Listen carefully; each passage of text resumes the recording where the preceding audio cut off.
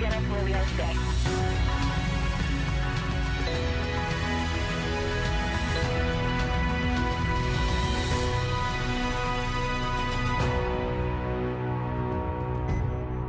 It's March 17th, and we're joining you today from SpaceX in Hawthorne, California.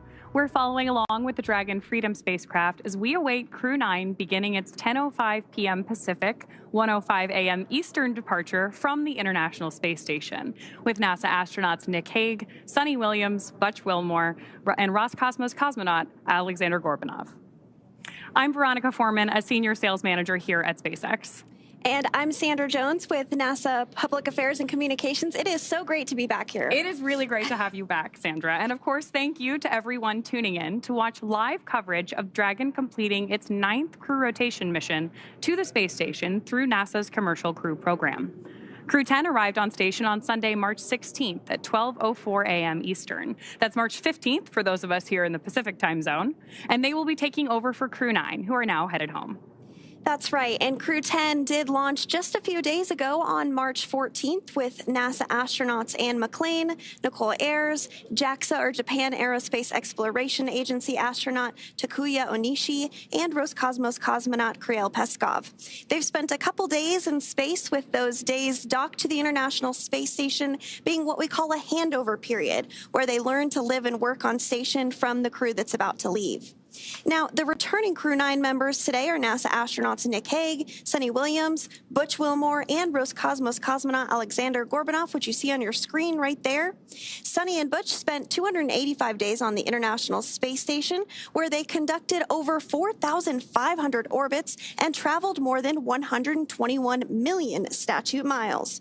Nick and Aleksandr spent 170 days on the International Space Station, conducting over 2,700 orbits and traveling more than 72 million statute miles. The crew is currently suited, and the Dragon and station hatches are both sealed in preparation for Dragon's departure. Once Dragon departs the station, the crew's flight home is expected to last just around 17 hours. Shortly after separation, Dragon will use its Draco thrusters to move away from the station in a series of carefully choreographed maneuvers, also called departure burns, to increase the distance between the spacecraft and the space station. Dragon will also execute a phasing burn to lower its orbit and line the spacecraft up with its landing location. Following phasing, Dragon will complete deorbit, re-entry, and splashdown.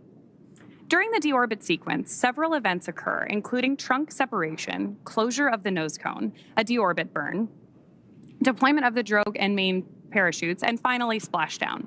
Dragon is targeted to splash down off the coast of Florida on Tuesday, March 18th at approximately 2:57 p.m. Pacific, 5:57 p.m. Eastern, where it will be picked up by the SpaceX recovery vessel Megan, and our recovery teams will help to egress or exit the crew from the Dragon spacecraft.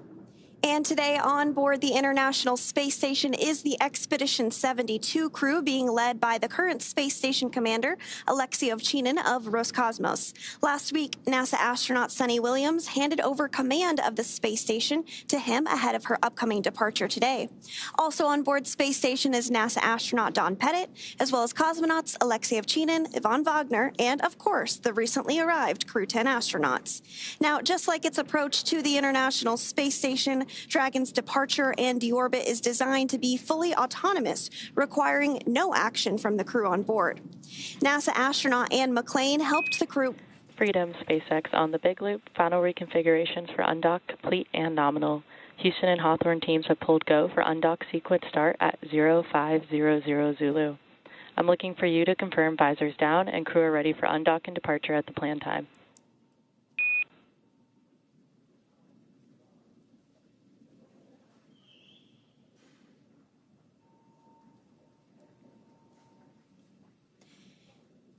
And we did just hear confirmation that the team in Mission Control and the team in Hawthorne did pull go for undocking. We might hear some continued communications. Freedom.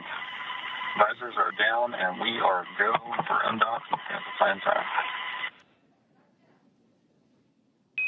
SpaceX copies. Crew are configured for undock. And so that was the voice of NASA astronaut Nick Hague, who is the commander of Dragon, giving the confirmation that they heard the go. So good news, we are continuing to progress down the timeline today for an undocking at 10:05 p.m. Pacific time here in Hawthorne. Now, Mission Control in both Houston and Hawthorne will be backing them up today as we step through undocking.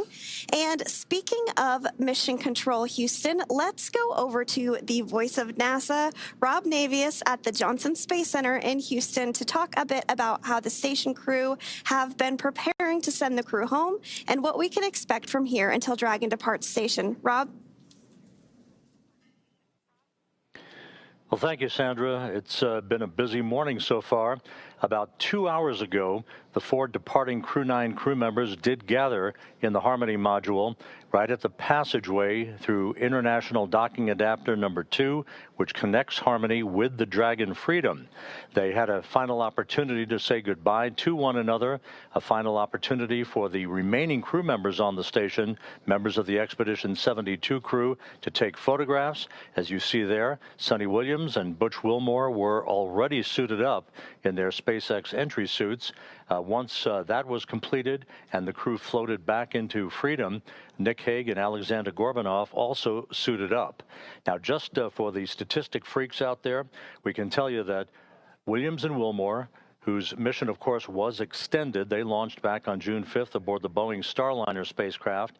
Last August, NASA decided to bring them home on the Dragon Freedom spacecraft with Crew-9.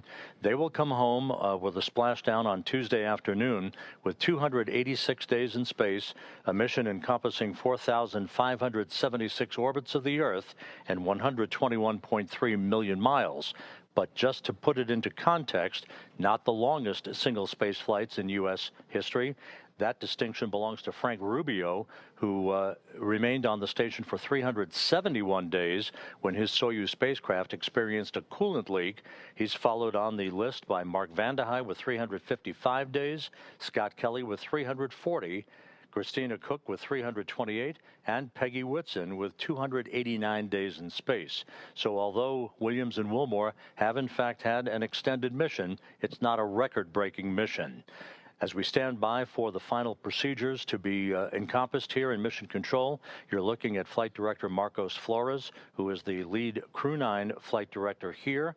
To his right is spacecraft communicator Tess Caswell, who will be talking directly to the crew during the undocking phase and during the time that Dragon moves toward the approach ellipsoid, that mythical line in the sand where we complete integrated operations and turn over everything to the folks in Hawthorne to bring Crew-9 home for its splashdown in the Gulf of America on Tuesday afternoon.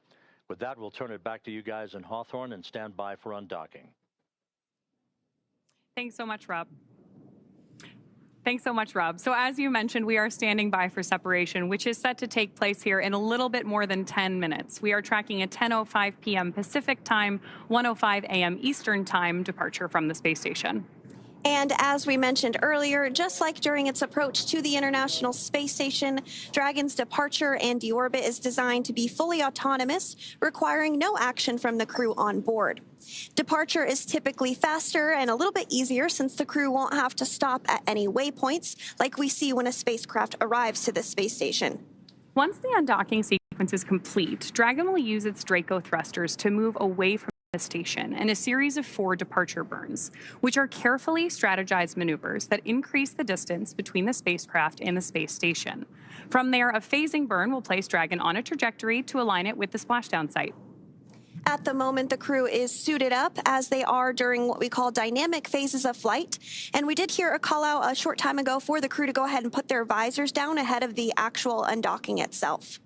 Before they depart the International Space Station, let's take a quick moment to get to know the crew we're bringing home tomorrow for the splashdown rather. U.S. Space Force Colonel Nick Hague is your Crew-9 commander. He was selected by NASA as an astronaut in 2013, and this was his second space flight to the International Space Station and third launch overall. He's spent 171 days in space with Crew-9 and has a career total of 374 days in space. During his mission, he completed a spacewalk with astronaut Sunita Williams. That was his fourth spacewalk, earning him a career total of 25 hours, 56 minutes of spacewalking time. Before Crew-9, Hague previously served as a crew member of Expedition 59 and 60 back in 2019. He flew with Aleksandr Gorbunov and NASA's Christina Cook, so this is actually his second time sharing the space station with Gorbunov. The Kansas native is a test pilot and distinguished graduate of the United States Air Force Academy. Nick spent 5 months in Iraq in support of Operation Iraqi Freedom, and he voluntarily transferred from the United States Air Force to the U.S. Space Force in 2021. And he is an active colonel. His wife, Katie, is a retired U.S. Air Force colonel, and they have 2 sons. NASA astronaut Sunita Williams is a mission specialist for Crew-9. This was her third visit to the space station. She originally launched aboard Boeing's Starliner spacecraft and arrived at the space station on June 6th. Following the agency's decision to return Starliner uncrewed, she became an Expedition 71-72 crew member. She logged 286 days in space on this mission. Sunny has a total of 608 days in space, earning her the ranking of second most time in space by a NASA astronaut. Former NASA astronaut Peggy Whitson ranks first with 675 days in space. Sunny conducted 2 spacewalks and has completed 9 over the course of her career, for a total of 62 hours and 6 minutes of spacewalking time. She ranks 4th on the list of cumulative time spacewalking by a NASA astronaut. Previously, she served on Expedition 14 and 15 in 2007, and again with Expedition 32 and 33 in 2012. She is a retired U.S. Navy captain and a proud graduate of the U.S. Naval Academy. Next up is NASA astronaut Butch Wilmore, who is also serving as a mission specialist today. This is his 3rd space flight, and just like Sunny, he logged 286 days in space. He conducted 1 spacewalk and has completed 5 over the course of his career, earning him a total spacewalking time of 21 hours, 2 minutes. He's flown on 4 different spacecraft throughout his career: Space Shuttle Atlantis, Soyuz, Boeing Starliner, and now the SpaceX Dragon. Previously, the Mount Juliet, Tennessee native served on STS-129 in 2009 and Expedition 41 and 42 from 2014 to 2015. Wilmore is also a retired captain in the U.S. Navy. Aleksandr Gorbunov is the 3rd mission specialist serving on today's mission. Crew-9 was his first spaceflight to the space station, earning him a total of 171 days in space over the course of his career. Gorbunov, along with Nick Hague, saw the arrival of 4 visiting vehicles and saw the departure of 4 as well. The duo orbited the Earth more than 2,700 times. Before his cosmonaut selection in 2018, Gorbunov worked as an engineer for a rocket space corporation and helped support cargo spacecraft launches from the Baikonur Cosmodrome. There is an amazing amount of diversity and experience behind the crew coming home today.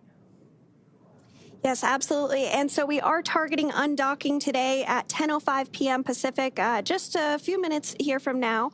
There will be an undock command that is sent first. That is expected at 10 p.m. Pacific time. And then it'll take a few minutes for us to actually see the physical separation and everything. But we are getting views right now of Dragon Freedom. What you see on that black portion of your screen there is some of the solar rays that help collect power for the spacecraft. That will remain intact during the phasing, which is about 17 hours for this particular flight. But before splashdown tomorrow afternoon, which we are targeting at 2:57 p.m. Pacific, that portion of Dragon will actually be jettisoned. So it'll just be the white portion that we'll see splashdown. But we're not quite there yet. First, we need to have the spacecraft undock. So again, targeting undock at 10:05 p.m. Pacific time this evening. That's absolutely right, Sandra. So right now what we're doing on board Dragon is preparing for that undocking sequence to be commanded. Undocking from the space station basically involves separating the umbilicals and those attachment hooks that we use to dock Dragon to the space station. So we're effectively doing what we did during the docking procedure here, but in reverse. All of that in preparation for splashdown tomorrow. Freedom, SpaceX on the Big Loop, undock sequence commanded. And right on schedule, we've got confirmation of that undocking sequence command. Freedom copies.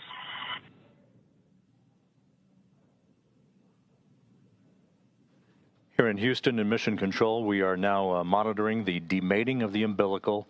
This is the mechanism that provided electrical power to the Dragon Freedom during the time it was docked to the zenith or space-facing port of the Harmony module.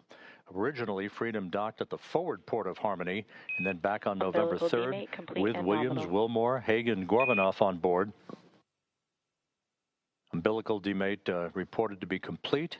As we stand by for the initiation of the opening of the hooks, 2 gangs of hooks, 12 hooks in all, holding Dragon to the docking port on the zenith side of Harmony. Again, Harmony was the port of call for Freedom initially when it arrived back in September. The forward port itself, it experienced a relocation maneuver with Hague, Gorbunov, Williams, and Wilmore on board back on November 3rd to move from the forward port to the zenith port, a short spin around the block to reposition that spacecraft where it has been mated and docked to the International Space Station since last November. 3.5 minutes away from physical separation.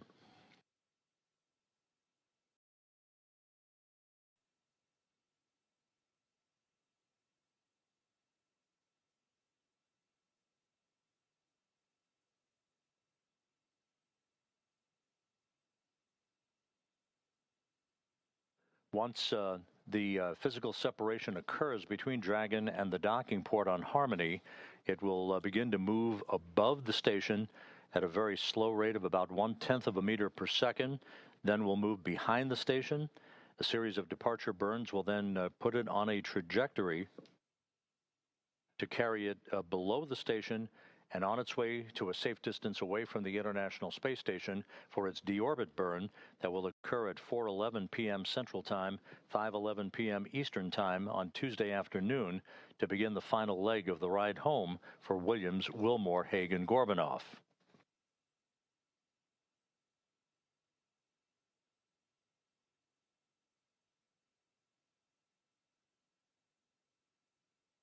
Two and a half minutes to go until physical separation. All systems reported to be in great shape. The latest weather forecast off the coast of Florida at the splashdown sites indicates pristine weather for the arrival of the Crew-9 crew on Tuesday afternoon. Open and nominal. The first gang of hooks has opened, standing by for the second. Springs on both sides of the docking interface will push off against one another to initiate that opening rate for Dragon.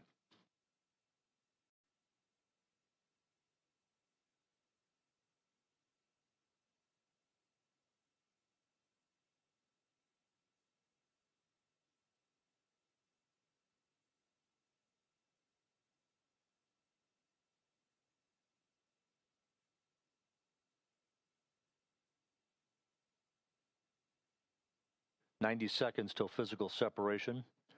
Heading into the home stretch for Williams and Wilmore, the beginning of the end for a 9.5-month mission in space."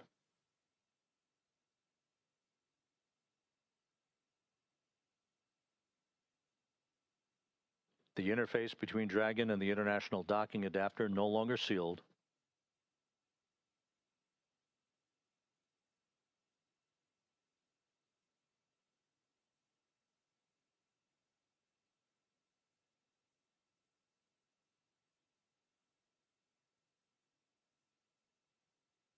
The International Space Station and Dragon flying from southwest to northeast across the Pacific Ocean at an altitude of 261 statute miles.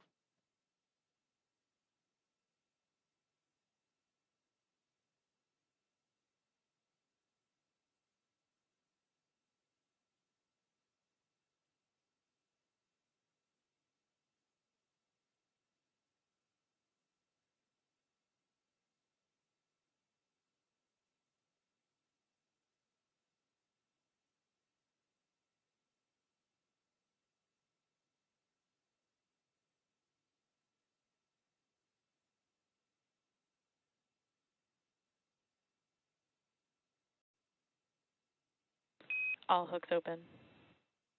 All hooks are open. And undocking confirmed. Freedom is free of its moorings. Sunita Williams and Butch Wilmore begin their belated trip Dragon home. Separation confirmed.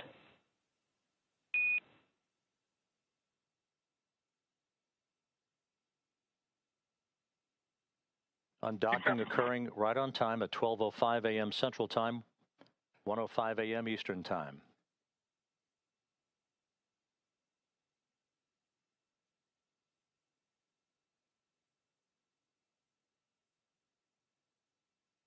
Good motion, good stability on Dragon as it backs away. Freedom, SpaceX on the big loop, depart burn 0 nominal.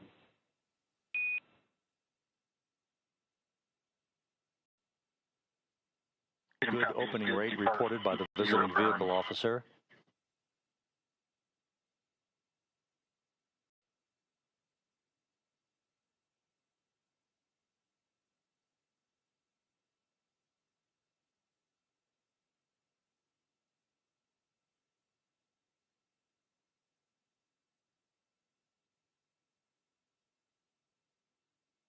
Dragon's attitude control system functioning as advertised.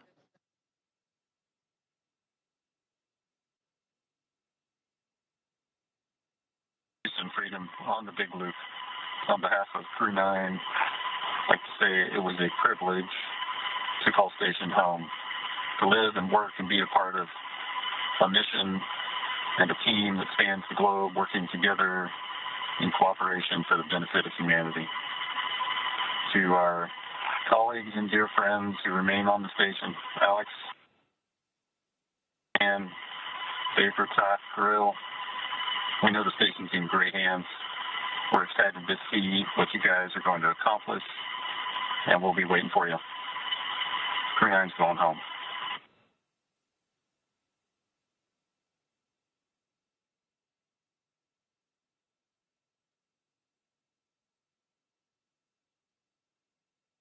Houston Station on the big loop. Step 2, ISS thrusters are verified enabled. To Crew-9, safe journey home. It's been the honor of a lifetime to cross your path up here on Space Station. Your service has been very much appreciated, and we'll miss you, but have a great journey home.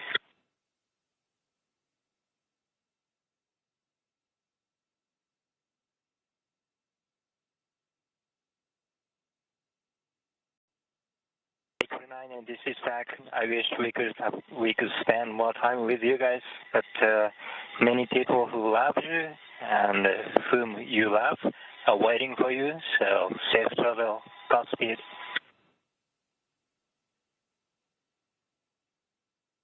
And for crew arrival, we ring a bell in Navy tradition, and for Crew-9, I did a baritone salute as you undocked. Love you guys.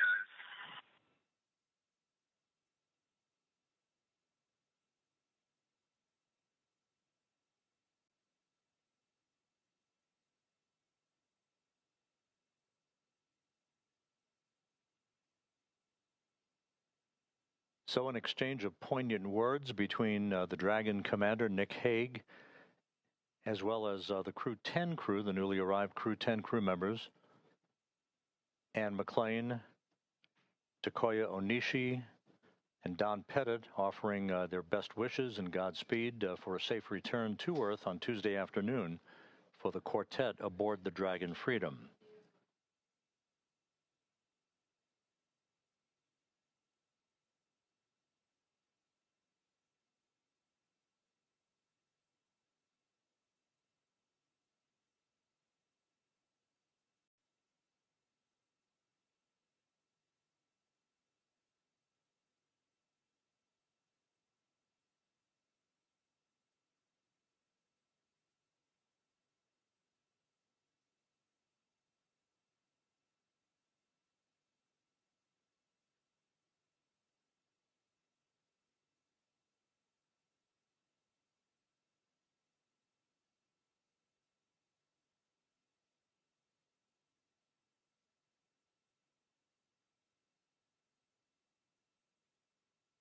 Dragon continues an opening rate away from the zenith port of the Harmony module of the International Space Station, undocking occurring just about 5 minutes ago at 12:05 a.m. Central Time, 1:05 a.m. Eastern Time.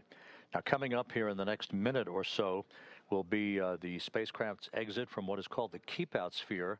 That is the first imaginary line between the space station and the departure corridor for the Dragon itself. That will be followed by Dragon maneuvering to a Sun communications pointing orientation and to enable better communications between the tracking and data relay satellite system and Dragon's communications capability itself. The approach ellipsoid exit, that basically is the end of integrated operations, where Dragon will cross that imaginary line to move beyond the neighborhood of the station, as it were, is scheduled about 14 minutes from now.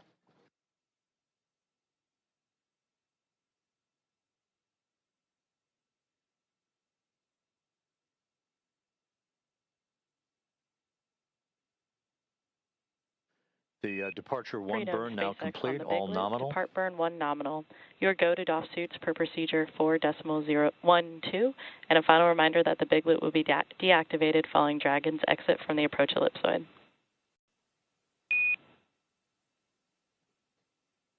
Copies. Good depart 1 burn, and we are go to DOF suits. That's in work momentarily. We'll expect to go off big loop when we get outside the field, sir. That's a good readback, Freedom. With all the Freedom thrusters operating in perfect fashion, the acknowledgement by the spacecraft communicator in Hawthorne to Commander Nick Hague aboard Freedom that the crew has been given the go-ahead to get out of their entry suits for the time being, get into more comfortable clothing as Dragon continues its traverse away from the International Space Station. This will continue throughout the course of the overnight hours into tomorrow afternoon, a series of pre-programmed maneuvers that will enable Freedom to be in a position for its deorbit burn on Tuesday afternoon. That deorbit burn is scheduled to take place at 4:11 p.m. Central Time, 5:11 p.m. Eastern Time. It'll be a 7-minute, 29-second braking maneuver to enable Dragon to slip out of orbit. Its velocity slowed by 53.2 meters per second, enabling it to begin its high-speed entry back through Earth's atmosphere and a parachute-assisted splashdown off the Gulf of Mexico and the Gulf of America at 4:57 p.m. Central, 5:57 p.m. Eastern Time.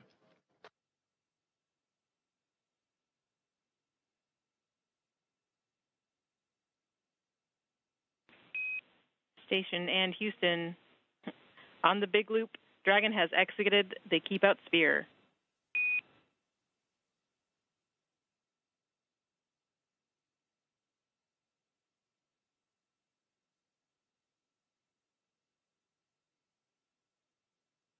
Station copies. Freedom, SpaceX McLean, on the big loop. Dragon has acknowledging. exited the approach ellipsoid and is on a 24-hour safe free drift path.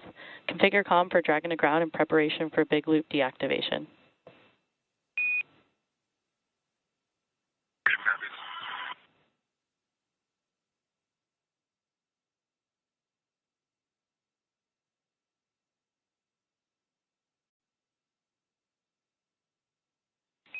I'm Freedom, SpaceX on the big loop. Premature call. We have exited the keep-out sphere but are still in the approach ellipsoid.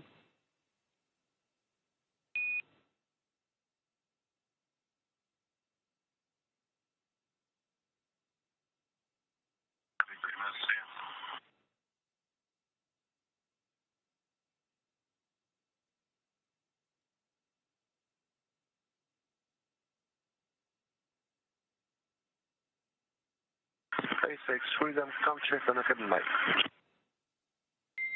Freedom, we have you loud and clear. How us?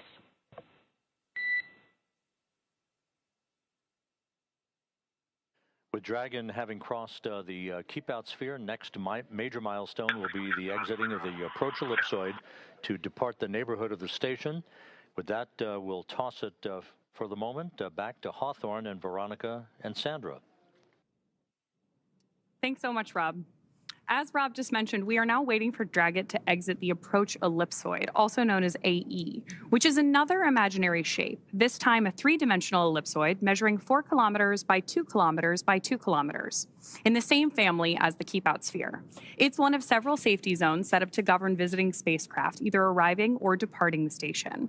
Before moving into the Keep Out sphere or the approach ellipsoid, spacecraft have to be configured where they would not cross the imaginary boundary for a set period of time, even if the spacecraft lost all maneuvering.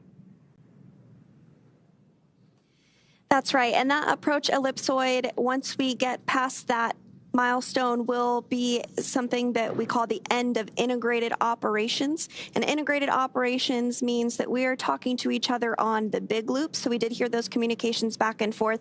The big loop is essentially not only the crew on the International Space Station, the crew in Dragon, but also both Mission Control Houston and in Hawthorne. Hence the name The Big Loop, because they're all working together to make sure that they have common communications during some of these dynamic portions of flight. So again, we are standing by for approach ellipsoid exit at 10:24 p.m. Pacific time. And on your screen there, we are getting a view of Dragon from the International Space Station, now quite a bit smaller than when we just saw a few minutes ago, undocking at 10:05 p.m. Pacific. Also in the line of sight there, we have a small view of the Canada arm, which is a robotic arm that helps do some maneuvering and is utilized a lot during spacewalks on board the International Space Station. So to recap, the hatches between the International Space Station and Dragon were closed earlier today at 8:05 p.m. Pacific, 11:05 p.m. Eastern. Since then, the crew has settled in and is working to take off their spacesuits for their 17-hour journey back to Earth. The joint NASA and SpaceX teams did, of course, pull go to proceed with undocking, and that undocking command was then sent at 10 p.m. Pacific, followed by umbilical retraction and hooks opening, with physical separation taking place at 10:05 p.m. Pacific, as the space station and Dragon were traveling 261 statute miles off the coast of Guam over the Pacific Ocean. Dragon then completed 2 of 4 departure burns and has exited the Keep Out sphere, and we are now just minutes away from Dragon crossing the approach ellipsoid to set the spacecraft and Crew-9 up for their path back to Earth.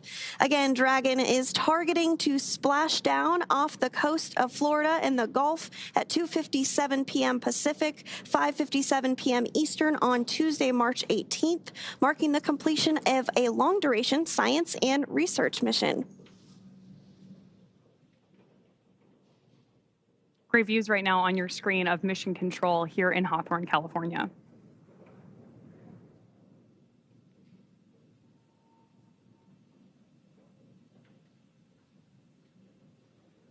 It looks like we're starting to get maybe some views there of Dragon as well.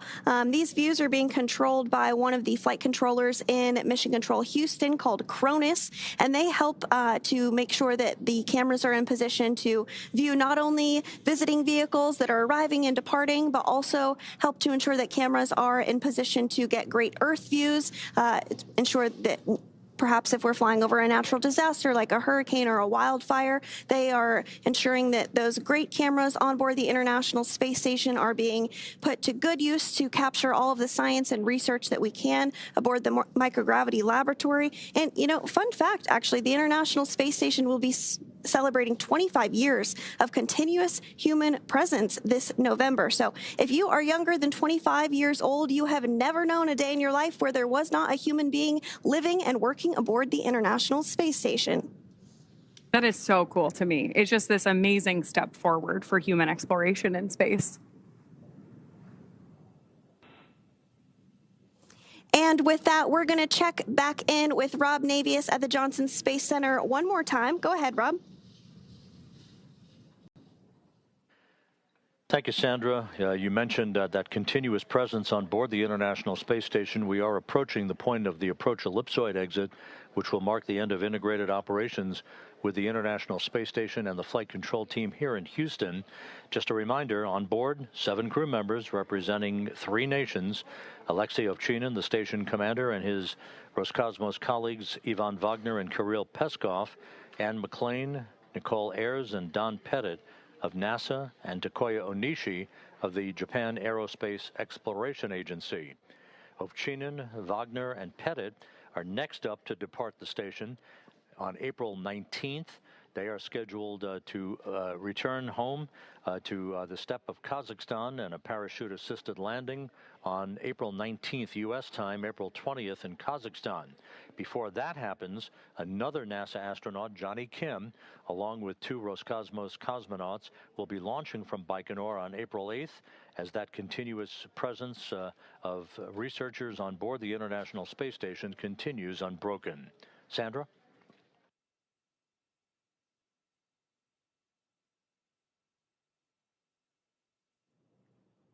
And thank you so much, Rob, for that update. We really appreciate you joining us here as you spent your evening in Mission Control Houston. Again, we are continuing to get these views following Dragon's undocking from the International Space Station at 10:05 p.m. Pacific time. That sets us up for a splashdown tomorrow afternoon at 2:57 p.m. Pacific time off the coast of Florida. And so we did mention that the crew was busy with a lot of science and research investigations during their time on board the International Space Station. That really is the whole point of the International Space Station, is to conduct science and research investigations, eventually leading to longer duration missions to the moon and then on to Mars.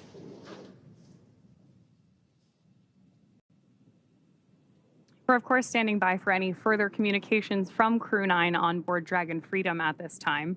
But it's a great opportunity for us to comment on some of the amazing science that Crew-9 conducted while they were on board the station. In total, Crew-9 completed more than 150 experiments, conducting over 900 hours of research. Following their splashdown tomorrow, some of those time-sensitive experiments will be among the first offloaded off the capsule and then returned to various research facilities across the country so that the science can continue. And in addition to that science, they also completed a few spacewalks, one of which was to actually swab the outside of the International Space Station for microorganisms to see if anything might potentially be able to survive the harsh environment of space, which is pretty interesting. Another one was a spacewalk to remove a radio frequency group, or the RFG. NASA astronaut Sunita Williams was able to successfully remove that, which was a big milestone for NASA. And as you mentioned, over 530 hours specifically dedicated to NASA science between NASA astronauts Butch Wilmore and Sunita Williams. So that just goes to show the great use that the microgravity lab has for science and research on the ground. I still can't get over that fact that you shared that it has been almost 25 years of continuous operation on board the ISS. That's amazing. Yes, over 270 Station people. on 2 for PMA3 closeout photos. Go ahead, Ann. I just downlinked the card with all of the PMA3 and IDA and Dragon Hatch photos, as well as Crew-9 departure. Those are on SSC 17. Copy, 1-7. And just want to clarify, also on 17, I did a whole series of kind of inspection documentation photos before departure, and then a series after departure per the instructions. So 2 different folders with before and after photos. We copy.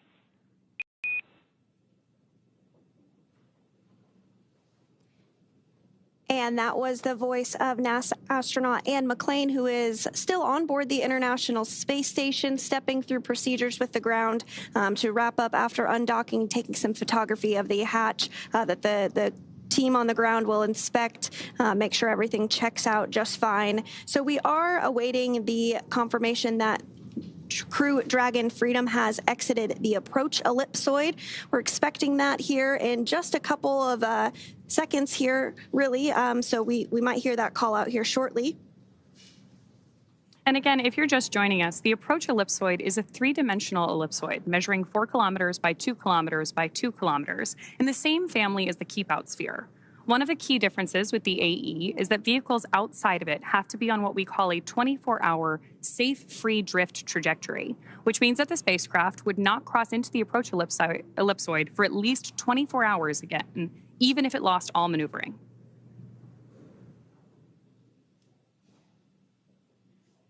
That's exactly right. So we'll continue to stand by for that. Now, you may be wondering, what will the crew be doing during their 17-hour phasing? You did hear the call out earlier that they had to go to doff or take off their spacesuits, so they'll get settled in, have the opportunity to have a meal, and try and get some sleep before their targeted splashdown off the coast of Florida tomorrow afternoon at 2:57 p.m. Pacific time tomorrow afternoon. So we are looking forward to seeing them splash down off the coast of Florida tomorrow. So continuing to stand by for that approach ellipsoid exit. Should be hearing the call out any moment now. And that will really end the portion of integrated operations between the space station, Dragon, Hawthorne, Mission Control, and Mission Control Houston as well. Freedom, SpaceX on the Big Loop. Dragon has now exited the approach ellipsoid and is on a 24-hour safe free drift path. Please make sure that comm is configured for Dragon to ground.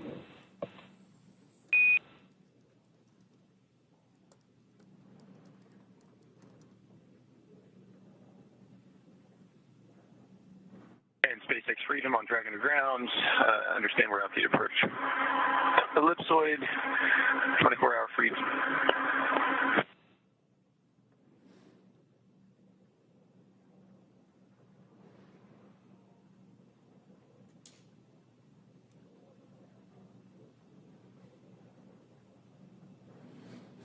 Good confirmations there, both from Mission Control and Dragon.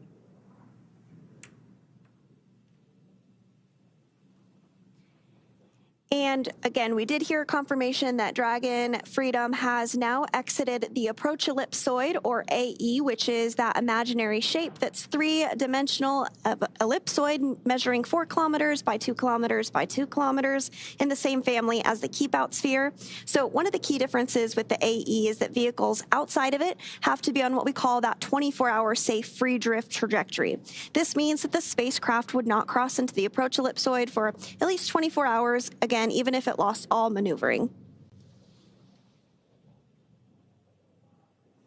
With that, Crew-9 has officially departed the International Space Station. As Sandra mentioned, it will take them about 17 hours until they make their way back to Earth. So the crew is currently settling, as Sandra mentioned, for a little bit of dinner, or maybe get their suits off before they take some time to rest before returning to Earth. Dragon is, of course, targeted to splash down off the coast of Florida tomorrow at 5:57 p.m. Eastern, 2:57 p.m. Pacific on March 18th, followed by the crew getting picked up at sea by a SpaceX recovery vessel. As they rest up, our teams here will continue to keep an eye on the weather to ensure a safe return for Dragon and our Crew-9 astronauts. And though our coverage here in Hawthorne today is wrapping up for now, we will turn it over to the NASA team in Houston to take us through the next phases of the Crew-9 mission. Our friends at the Johnson Space Center will provide continuous live audio-only coverage along Crew-9's journey home until we rejoin tomorrow.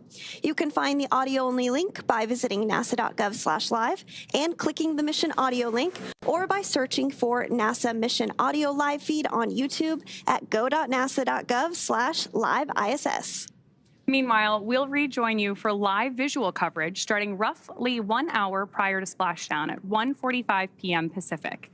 As always, you can find mission updates on X at NASA, at SpaceX, and on the web at nasa.gov.